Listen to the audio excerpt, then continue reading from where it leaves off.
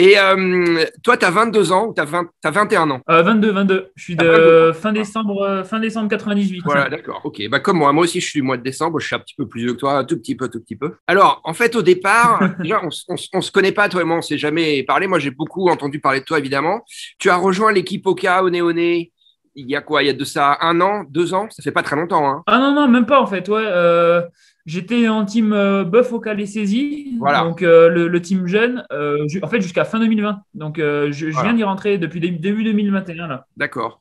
Et est-ce que au sein de ce team, il y a un statut particulier? Est-ce qu'il y a tu sais, c'est comme au sein du team Salomon, il y a plusieurs statuts. Il y a les athlètes phares et les athlètes un petit peu moins. Tu vois, et chez Okaone, vous êtes tous au même niveau ou bien est-ce que tu es dans l'équipe première, si je puis dire? Ouais, oui, en fait, ça dépend. Disons que tu as le team, t'as Oka One Europe, Voilà. et puis ensuite tu as Oka One États-Unis, on va dire, tu vois. D'accord. Donc En team Europe, c'est les évidemment. deux gros pôles. Ouais, donc en fait, moi je suis dans le Team Europe. C'est vrai qu'après, dans le Team Europe, il y a beaucoup de monde. Il n'y a Ouais. pas vraiment de. Voilà, disons qu'il y en a avec leur contrat. Voilà, moi je fais partie des gens où on peut en vivre. Il y en a qui ont des contrats un peu plus inférieurs, mais parce qu'il y a les triathlètes aussi, si tu veux. Donc les Ouais. triathlètes, ils ont trois disciplines. Ouais. Donc par Comme exemple, sponsor. Oka, eux, c'est la discipline que de la course à pied. Donc c'est normal qu'ils aient des contrats.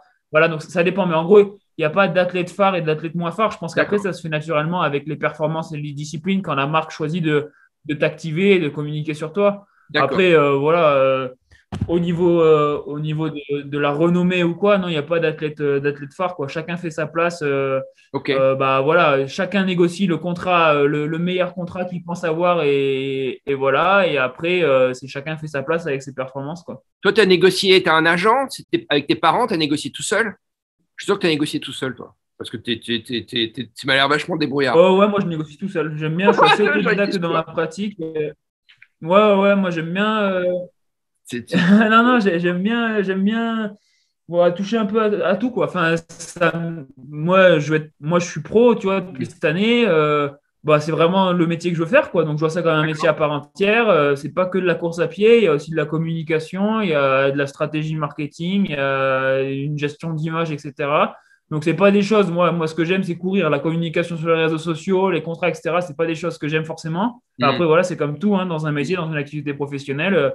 Il n'y a pas toutes les facettes de ton métier forcément qui te plaisent. Donc voilà, il Bien faut faire sûr. avec. Après, j'ai de la chance d'être très, très bien entouré, que ce soit avec des très bons potes qui sont aussi professionnels, que ce soit bah, même au sein du même team, que ce soit Nico Hmm. Martin, Julien Rancon.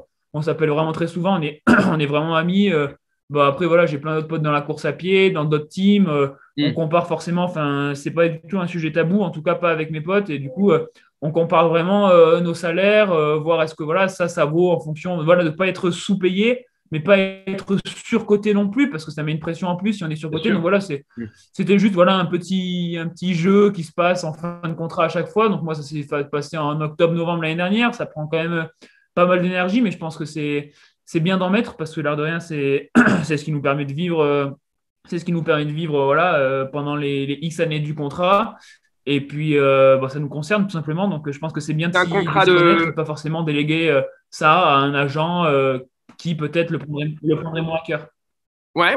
Non, non, mais bien sûr. C'est un contrat de. Tu as signé un contrat sur combien d'années avec Oka, si on peut savoir, hein.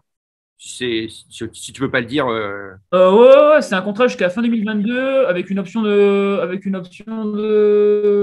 renouveau, enfin de renégociation du contrat en fin 2020. Donc c'est 2 ans avec une option sur une troisième année. D'accord. Est-ce que Julien Chaurier, il est toujours team manager d'une certaine manière ou pas? Parce Ouais. hein, c'est ça, hein, d'accord. Alors, Oui, en fait, ils sont deux à avoir un statut comme ça. vas-y. Ouais, ils sont deux à avoir un statut comme ça. Il y a Julien Chaurier donc, qui lui s'occupe plus du côté trail et Christopher Rainsford qui lui est un londonien, un très bon coureur d'ailleurs hein, sur 5000, 10 000, qui s'occupe plus du côté triathlète piste. Bon, ça c'est un peu ce qui nous présente. Après, nous on a souvent affaire à deux, aux deux. Moi, j'ai aussi souvent affaire à Christopher qu'à Julien. Donc oui, voilà, c'est D'accord. un peu les deux. Mais en tout cas, Julien est encore voilà, est toujours manager du Ouais. team Oka Europe. Ok. Et alors, toi, tu as démarré comment dans ce sport? Encore une fois, pardon, on se connaît pas, hein. Moi, j'ai vu tes performances dernièrement. où tu as fait des choses très fortes, mais c'est arrivé un petit peu soudainement, si tu veux, dans le domaine public, si je puis dire.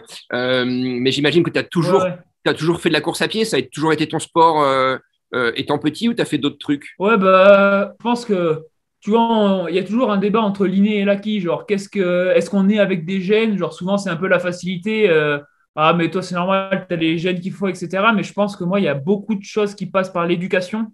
Et moi, j'ai toujours été élevé dans un milieu très sportif où on prônait un peu les sports d'endurance sans jamais nous pousser ni rien. Mais on a été élevé dans ce milieu. Tu vois, ma mère, c'était une nageuse, elle vient de la natation. Mon père, il venait du cyclisme.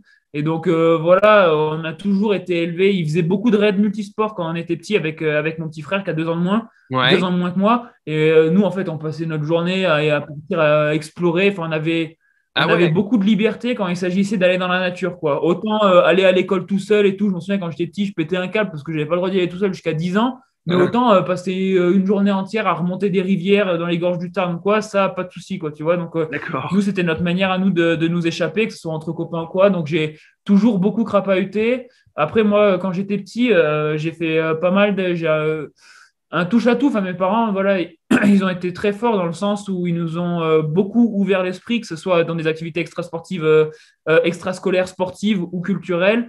Mais en tout cas, voilà, moi j'ai fait 5 ans de planche à voile, j'ai fait beaucoup de VTT aussi.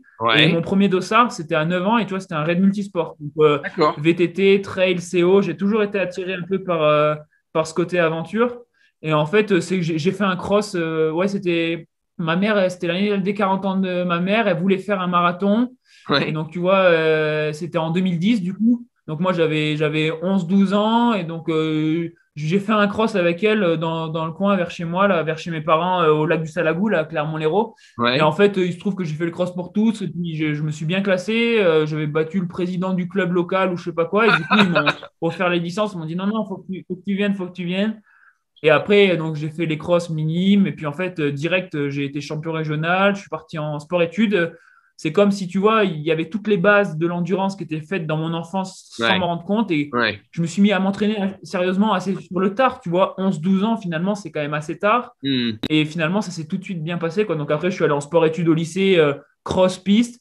Et puis après, en fin de lycée, en terminale, j'ai commencé ma première année junior en course en montagne. Et après, la suite, voilà, les sélections, Ouais. elle est un peu plus connue par le grand public, la suite. One lie, one time to make amends.